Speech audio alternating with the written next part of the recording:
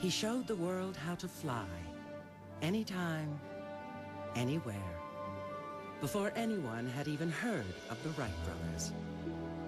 In balloons, dirigibles, and finally, an airplane.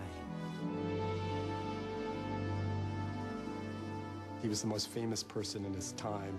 I mean, the English papers said that when people looked back at the turn of the century, years from then, they would remember only one name, Alberto Santos Dumont. In many quarters, he was seen as far superior to the Wrights, indeed as the inventor of flight. He was that legendary figure, 5'4", something like that, but larger than life at the same time, who just reached out and grabbed the public imagination by the lapels. For Santos, flight wasn't just about lift, airflow, and engines.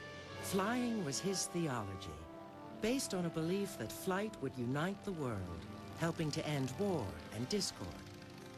Sadly, Santos's incredibly colorful and hopeful life would end in tragedy, his name largely forgotten.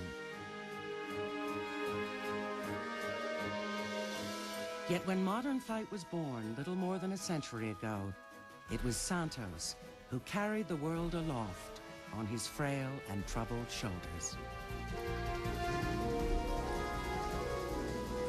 Wings of Madness, right now on Nova.